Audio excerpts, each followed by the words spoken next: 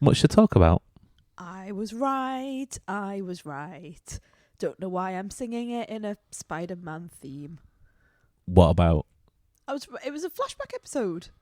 I said last week that I thought that when his little eyes went closed and he fell to the floor, that this was the perfect opportunity for Mr. Ben Stiller to go, let's tell us all about Mark and Gemma. And we got, let's tell us all about Mark and Gemma. You know, Yay. I was thinking when we were watching this, someone said this should be a flashback episode, but I couldn't remember who it was, whether it was the person sitting right next to you on the sofa. whether it was you, whether it was someone at work, whether it was either Kathy or Dave from the Cinema Aisle, so I was just like, I'll just ignore that then. It was me. Well done. Good old wife. So, as normal, this is our instant reaction. We have literally just switched off Apple TV+. Well, went to the toilet. Yes, okay, right. Almost instant reaction. I'm interested to know your thoughts on this episode, because this was incredibly stylized. Yep. And whilst you were probably doing a victory lap of the room after suspecting it was going to be a flashback episode, I think if this was a film that was told in that narrative method, you would, especially if I was talking about it, turn your nose up at it. Yeah, I would have pretended to be listening, but not really. Yeah, it's not my sort of style. It's not my tone. I don't know the words that I'm trying to think of, but yeah, that type of direction isn't for me. I find the things where you get really quick flashes to someone standing in a garden and then a flower and then we're in a library, that annoys me, because all I want to do is pause it and see what the images are, because I know people on Reddit will be doing it already, but then I get annoyed that I have to do that. Like, if you want to show me something, show me it. Don't give me 10 little flippy books. Do you know what I mean? Or those books where you flip the page and the thing. Don't give me that, because now I have to really, like, if you want to tell me something, tell me it. So you are totally right. The style of this was not for me, and I was interested to see who the director was, because I didn't feel it was Ben Stiller, and it wasn't. I hated it for the first, about halfway through. I hated it. I thought, oh no, what on another Audible? It's another one of these. And I started thinking about it. I was like, why is it that these standalone episodes don't work for me? Why is it that I just want to be back in the office with Helly and Mark and Irv? And, why do I want to see if Milchek's using smaller words this week? That's where I want to be. Why is that? If this was, I'm going to mention it again. If this was a Lost episode, I'd be like rubbing my hands together going, oh, we're getting so much lore. We're getting so much behind the scenes stuff. I mean, it very much reminded me of two different things. It reminded me of the episode Live Together, Die Alone from Lost, where we saw Desmond's flashback for the first time. Yes, very Desmond. But it also reminded me of The Constant. Yeah. Which is an episode that everyone loves. Yes. I am not a fan of necessarily. I called Blake's physio our constant the other week because I lived through Lost references. So yeah, you're totally right, and that's why I was thinking, why am I not liking it? By the end, I admired it, and I admired it because last week we said on two podcasts, we said on the Cinema and we said on our own podcast, last week's episode, I don't care about Gemma. Like, we wanted Mark to be with Helly. We were, shipping that particular relationship. And the Gemma thing, we all were like, oh, Miss Casey, well, do we really... Oh, well, she's... I didn't care about Gemma because I didn't know her. And all I knew was this woman that came up, and gave people facts about their outies that may or may not be true. I come away from this episode going, Mark Scout, you must get your wife out of this torturous prison that she's put herself into, but probably because cults come along and got her. I thought it was a really powerful exploration of how people can be taken in by organizations and find themselves in a place where they truly believe it until they don't. And then when they want to leave, they're not allowed to leave. That's what I took from it. I thought it was, an analogy for those things. Analogy is probably not the right word, but you know what I'm talking about.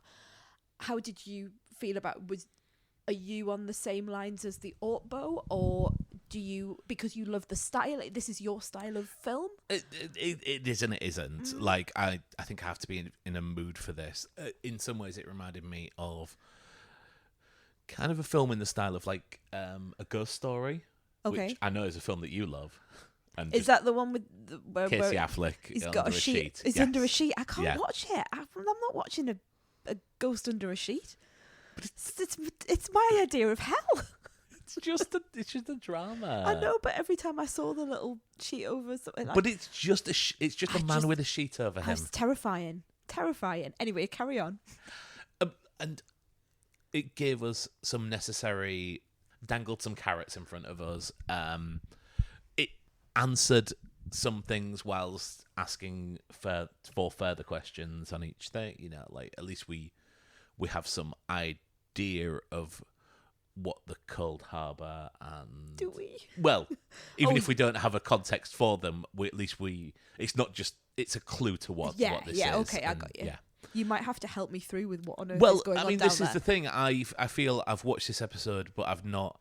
I feel I need to watch it 5 more times just to kind of see if anything pieces together, which is not my idea of a good, fun narrative TV show, and it's not what I want from it. I mean, it's not a fun episode at all, is it? It's really not. Reckons Tash. Yeah, I suppose so. The de-aging of Mark, he's looking very good in this episode, isn't he? I was like, wow, he's looking hot. Young Mark. I like Adam Scott anyway, so I think he's quite hot anyway. He's looked really rough because obviously his wife's died and he's had this severance thing and he's been very depressed.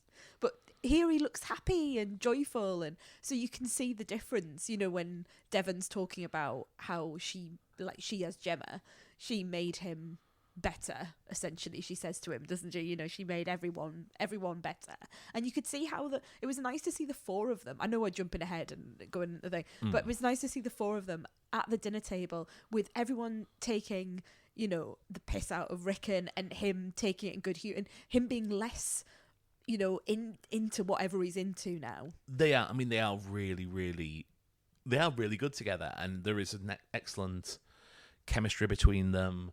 From the first sort of meet cute at the blood bank, I was kind of like, okay, I get this. Like, I'm still shipping Mark and Helly, and I will be a Mark and Helly shipper till the day I die, probably. But yeah, I come out of this. I think you put it correctly. It's an episode I admire rather than, and I sat there open. Jaw on the floor at certain points. With little things that they put out there, like the card that they're looking at, which is the card that Dylan stole in season 1. Which, if I hadn't done the rewatch with you, absolutely no way that I would remember that. Yeah, totally. I would like to. I hope that they can now build upon this. The question is, how the fuck are they going to finish this season? Because what are they building up to? Like, is it going to be aliens coming down? Is it going to be like, well, it's all an advert for Pizza Hut? Or it does give you this emphasis, this impetus is the word I'm looking for. It does give you an impetus to go and rescue Gemma. Now we have as watchers, as the audience, we know she's stuck down there now. We know she's tried to escape, and that awful, like, my heart was just breaking where she finally escapes, and then she has to go back down. She's back down there, and she knows it's just that inevitability of, I can't get out of this, and I've put myself here. We emphasize. God, I can't get my words out tonight. We empathise with that. So while Mark and Helly and Dylan are upstairs trying to finish off whatever, like Cold Harbour, we're always going to be, we have the knowledge that she's down there or up there, wherever she is. She's on another floor waiting to be rescued. Shall we just unpack what we've seen in this episode, or what we think we've seen in this episode. Okay, right. Let's go for it. So let's concentrate on Gemma's flaw first of all. So we've got Gemma in a little... And Gemma knows she's Gemma. Gemma knows she's Gemma. And she's in a little Lumen capsule room with Sandra Benhard, fresh out of Roseanne, which is all I know her from. Yeah. I know she's done a lot of stand-up and stuff like that, but as a nurse. And she's getting her up, taking her to rooms which appear to be named after the project. Yes. And she has an outfit, so she knows she's where got a special outfit to, for each one. And she knows that there are certain things that she doesn't look forward to because there are certain outfits she looks at and goes, "Oh, I don't really want to go in there." And then these rooms, when she walks through the door, she is then severed. Yeah, and severed differently in each one, which was kind of one of my theories early on. I was thinking that. So you've definitely come up with it. It's not quite the way that it's not quite the way that I planned it, but I'm taking that. And in each one, there is horrible things. A creepy man. Yeah, and those it's just horrible. I mean, no one wants a dentist thing. No one wants a plane crash. Yeah. No one really wants to write thank you letters at Christmas. When your hand hurts so much, but it really reminds me of when Milchek used to make them say things over and over and over again. Yes. That repetitive nature. And the guy who's behind the door is the person who was whistling. Yes. Who had come up and seen Bert's old crew, and they're delivering to him implements of torture, essentially. Yes. Like the dental things. Like the dental. I'm glad we can see that. Dr. Mauer, played by Robbie Benson. Don't know him. No, you do. Do I? Yes. Oh no. I might have given away where he is from just before we record this podcast. Okay. By singing a song that might be from a film. Oh, honey, you sing a song every 5 minutes. If I remembered all the songs that you sang. It's A Tale as Old as Time. Oh. Yes, you did. You sang Beauty and the Beast to me. He is the Beast. No. Yes. What? So, yeah, I mean, I looked him up I looked him up. Funny. He is best known as Beast. He's directed a few episodes of Friends. A lot of his credits are Beast voice video game, Beast voice video game, Beast voice short. Milk it. I mean, yeah. I mean, who knew that was such a pension fund? But yes, that's his most commonly known work, I would say. He's a funny colour in this. His it eyes must be on purpose? Are very alluring. Are they? I found him very creepy. I mean, but he's like tanned though, isn't he? Like he's almost like orange, isn't he? Or is that just the lighting? Or I don't know. I'm not good one with colours. If you remember. Yeah. Yeah. But his face looks very, very orange. Yes. So we see her go in. We see her experimented upon, and then we see the nurse say things to her such as "How many moods today?"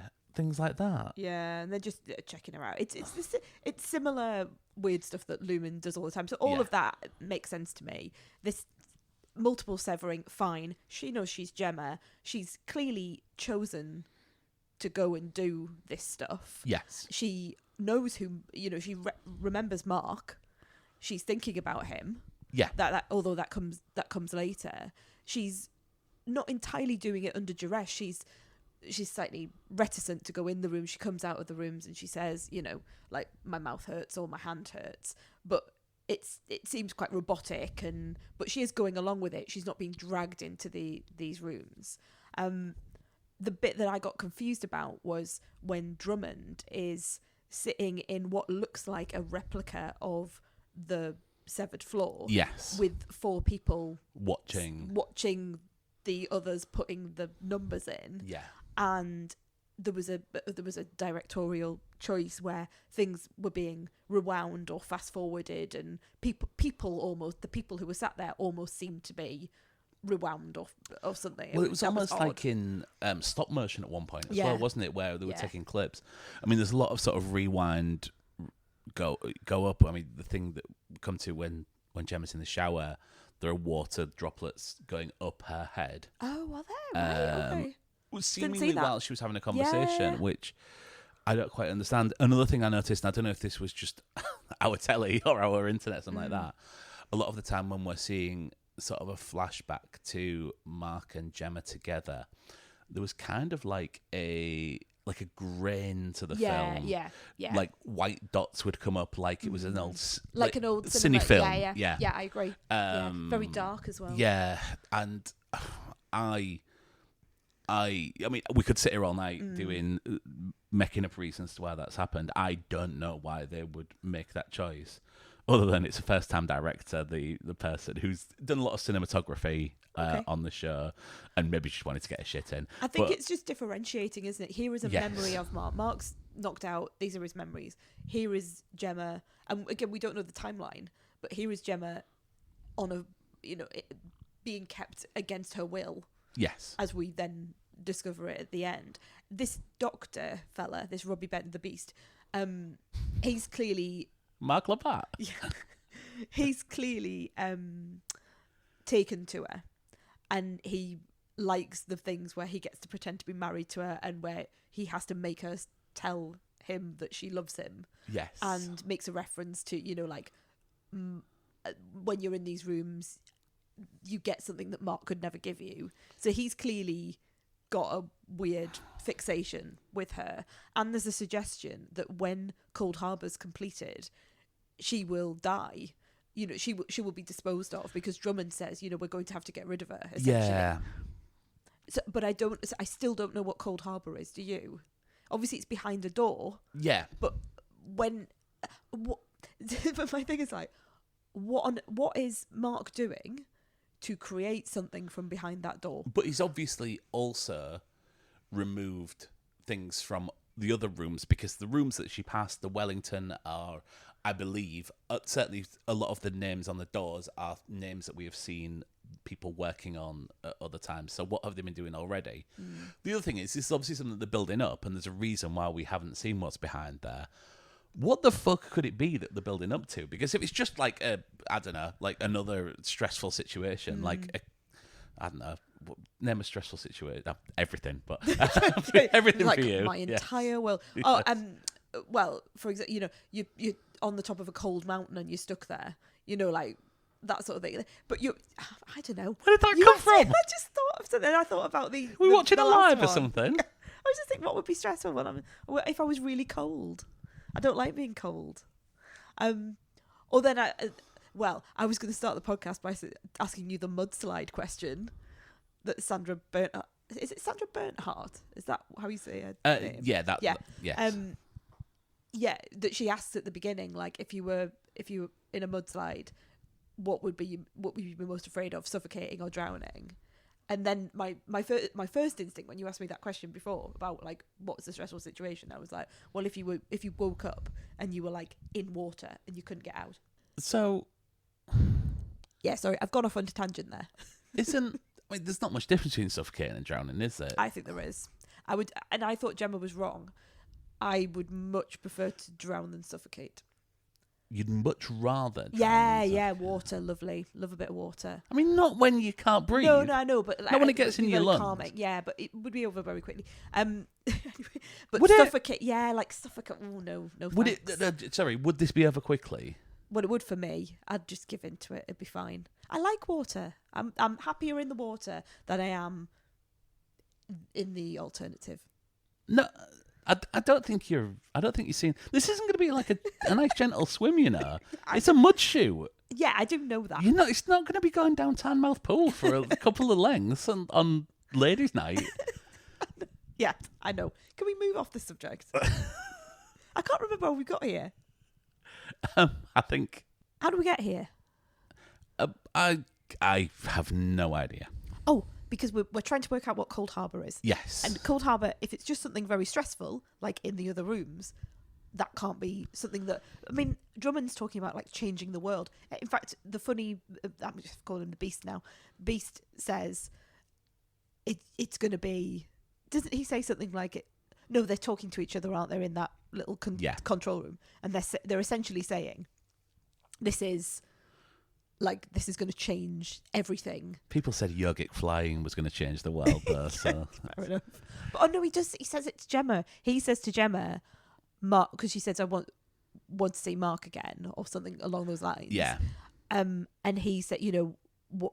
Essentially, he says, what we're going to do here will change everything for everyone, including Mark. Yeah. Weird, isn't it? Sorry, weird, isn't it? As if it's real. Yeah, it's weird that. Yeah, Weird I wonder why I said that. Yeah, because someone. About? Yes. Should we talk on to Mark and Gemma on the outside world? And I mean, I am surprised that this episode didn't come with a trigger warning up front. I don't think it was lingered upon or anything like that. But I think we are probably in that world and. We've got visibility of this probably more than others. Yeah, you're talking about loss. Yeah. There's a plot thread of baby loss and so obviously we see Mark and Gemma meet. We see them form a relationship. I don't know what I got of this other than just seeing Mark and Gemma together. Yeah, and seeing happier times. I think it is. But I wonder if there is some more things that are hidden under the depths of this that if we watch it again, we will, which I won't. If we watch it again, we will kind of notice on a second watch. I think the IVF clinic will have people in the background that we will recognise from Lumen.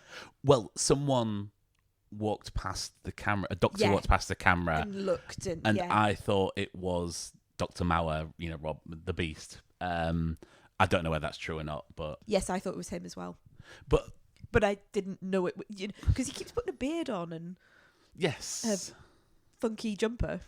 There was also we didn't touch upon this earlier, but there is a moment where Gemma hits Dr. Mauer on the head with a chair. Was it a chair? Yeah. Okay. Oh, yeah, it's a chair leg she hits him with. Sure. Anyway, she hits him on the head, knocks him out, goes for a little run, finds the corridor, goes onto our severed floor, the data refinement floor, walking along the corridor, and Milchek comes along and says, "Oh, you're out. He's come for He's come for an art exhibition. Found the wrong elevator, so if you just go back, blah blah blah."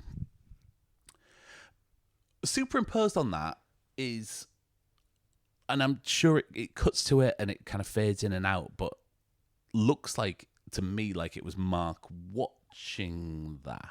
Oh, I didn't get that at all. Okay. There's certain things where it moves to a picture of Mark watching the action, and it might not necessarily be that exact spot, but there's certainly times where we are seeing a picture of Mark next to something that the versions of Mark that we know would not be able to see. Yeah. And I cannot unpack that for the life of me. I think it's directorial styling rather than anything else. That's why you just put that in there for nothing, though, would you? Yeah, I don't know. Yeah. I don't know. It felt a very different episode to other ones that we'd seen.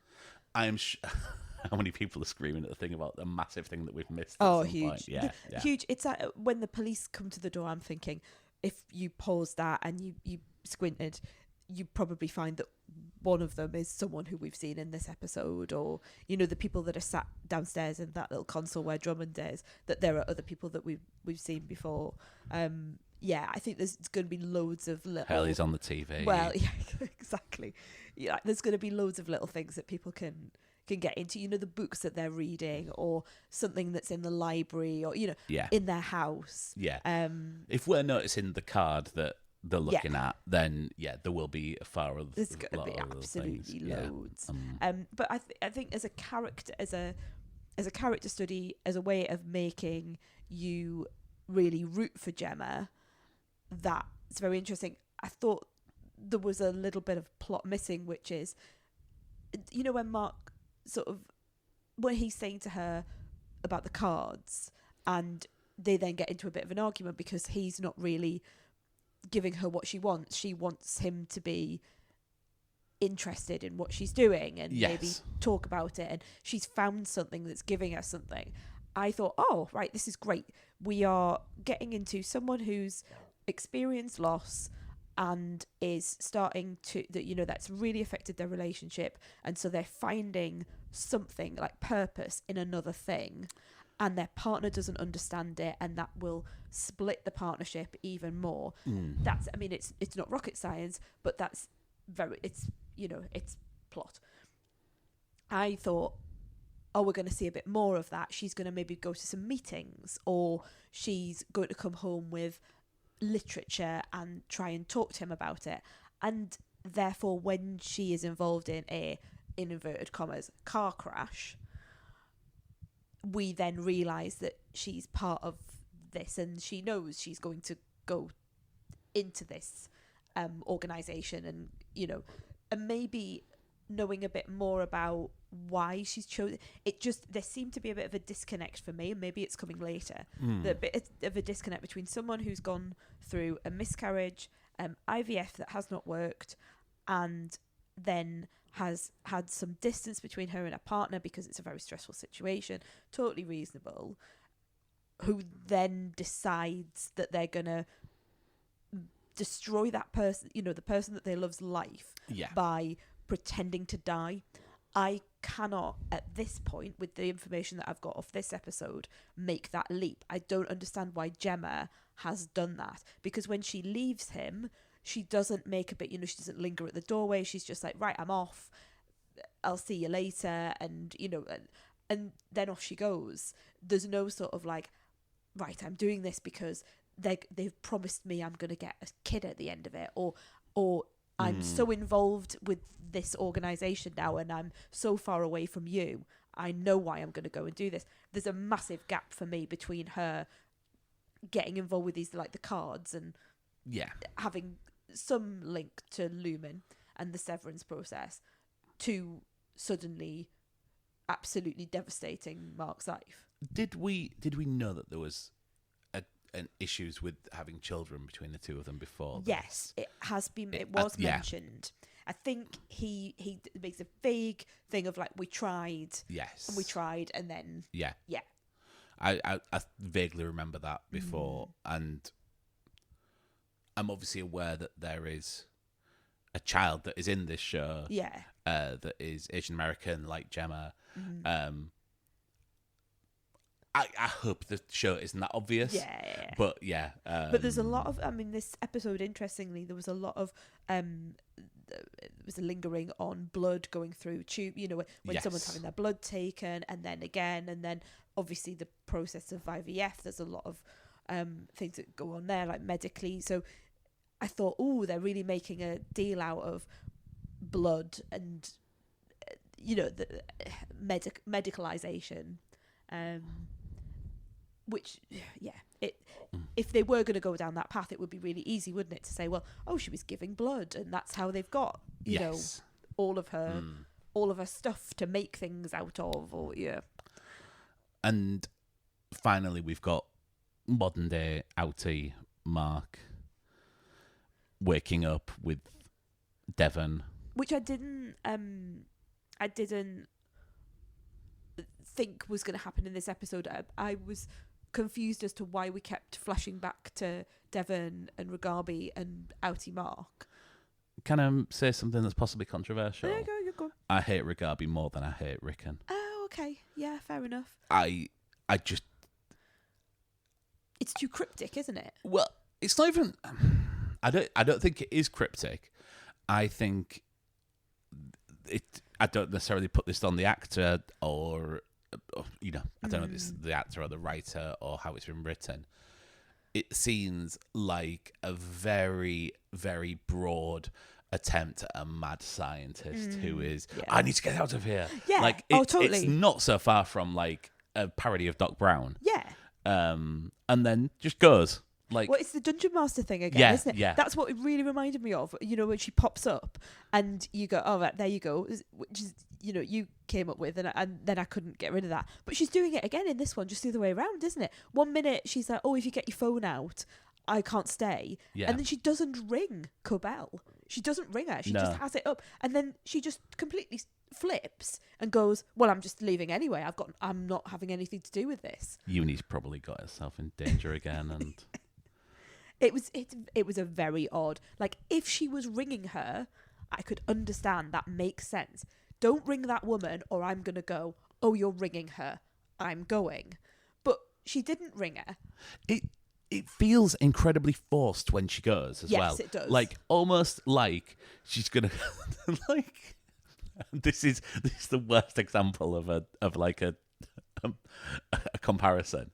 Almost like in Mrs. Doubtfire, when Robin Williams has to leave to come back in 2 seconds later as Mrs. Doubtfire. Okay. So the question is, who is Rigabi pretending to be the nanny of? And where's Pierce Brosnan when you need him? Yes, absolutely. And Sally Field. Yeah. We're not going to go through everyone who's in Mrs. Doubtfire. Just to Who's the put daughter that in out Mrs. there. Doubtfire? Because Oh, it's someone who's like quite can we famous now, not? I think. Can we not? Can we not? Can we not go off on a tangent for Mrs. Doubtfire?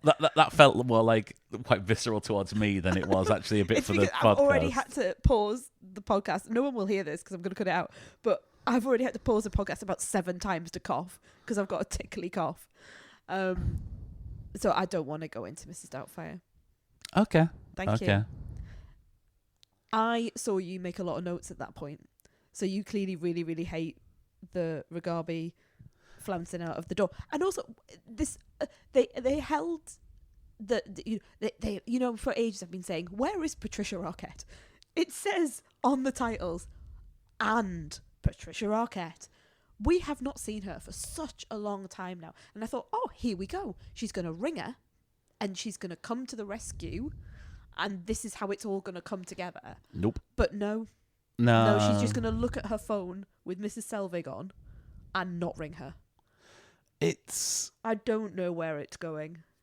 And how does Mark then go back to, like, work after this, like, thing has happened to him where he's clearly unwell?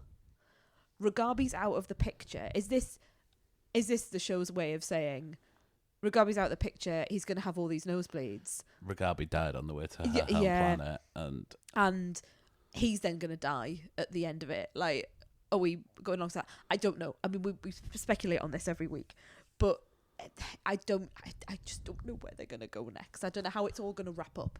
I mean, I think everyone will love this episode.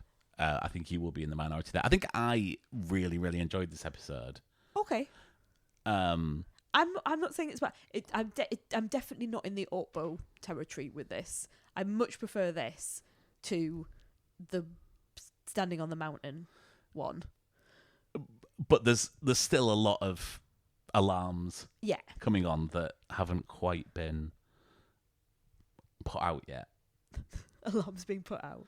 You know what I mean? Like, there's alarms that are still ringing in my mind of where are they going to go with this? Yeah.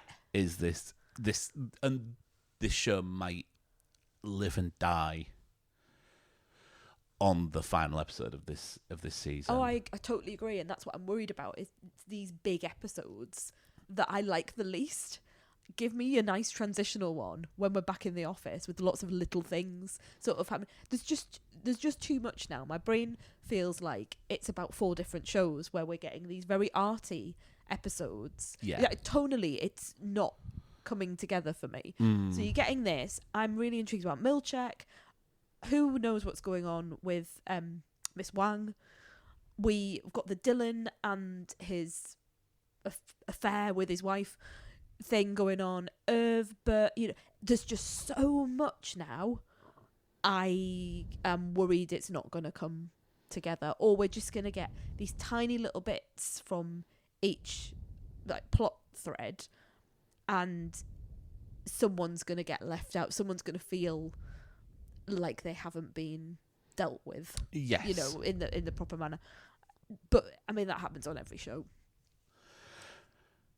I don't know if I've got much more to say about this show. No, anymore. I was just thinking we'll end up just going into what's going to happen in the next few episodes. Yeah. Who knows? I feel. I mean, I'm really looking forward to next week now. Yeah. And then the week after is the problematic one. Yeah. Only for us and for logistics, but we'll be fine. We'll find a way. We'll find a way. Life will find a way. The person I'm good with won't be listening to this because he never listens to our podcast. Yeah. So I can now say that I have arranged my entire holiday to avoid to not go to the Grand Canyon on the day, because that was what I initially suggested. Like, we'll go on the Friday because that's kind of we'll be settled in by then. You can't go to the Grand Canyon on Friday. Severance Day. Yeah, well, that's it. Yeah. Yeah. So and if you try and explain that to the person that you're going with, yeah, I wouldn't bother. No. So we're now going on Sunday. I love him to pieces, but I wouldn't sit and explain the plot of Severance to him. Yeah. So anyway. Good. Yeah, we've definitely run out of things to say because now we're just going to talk about your holiday. Now we're doing that we can do that offline. Yeah, like we do every day. Yes. Well, thanks everyone for listening. Apologies, this is a bit rambling. It's a bit rambling. I'm sure you understand that this isn't an episode that can necessarily lend itself to let's talk about what Helly did, because they weren't in it. It's definitely an instant reaction, and also it might be a bit edity at times because you wouldn't want to listen to me coughing every 2 seconds or Mark going, "Do you want me to get you a drink?" and me going, "No." That's true. We'll see you next time. See you next time.